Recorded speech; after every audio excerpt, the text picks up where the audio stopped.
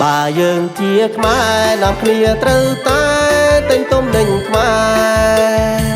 khmai con trô khmai nằm kia chui tình phò lật tập phò khmaiเศรษฐកិច្ចជាតិកើនឡើងពលរដ្ឋកំកើងរុងរឿងទូធា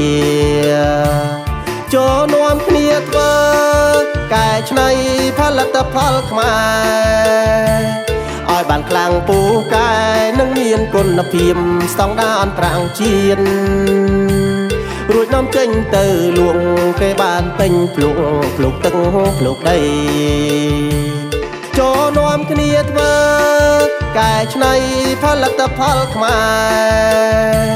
ឲ្យបានខ្លាំងពូកែនិងមានគុណភាពស្តង់ដារអន្តរជាតិរួចនាំចេញទៅលក់គេបានពេញភ្លុ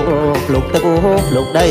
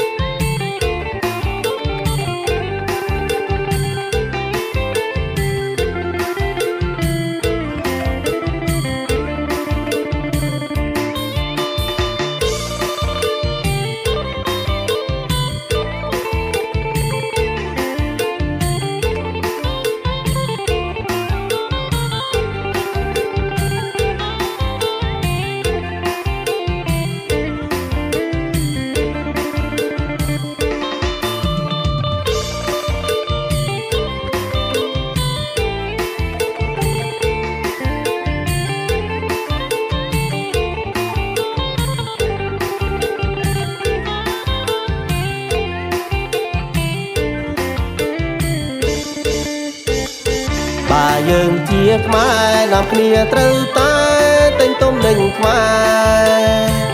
khmai con trô khmai nằm kia chui tình phò lật tập phò khmai เศรษฐកិច្ចជាតិកើនឡើងពលរដ្ឋកំកើងរុងរឿងទូធាចូលនាំគ្នាធ្វើកែច្នៃផលិតផលខ្មែរឲ្យបានខ្លាំងពូកែនិងមានគុណភាពស្តង់ដារអន្តរជាតិរួចនាំចេញទៅលក់គេបានពេញភ្លុកទឹកភ្លុកដីចូលនាំគ្នាធ្វើកែច្នៃផលិតផលខ្មែរឲ្យបានខ្លាំងពូកែនិងមានគុណភាពស្តង់ដារអន្តរជាតិរួចនាំចេញទៅលក់គេបានពេញភ្លុកទឹកភ្លុកដី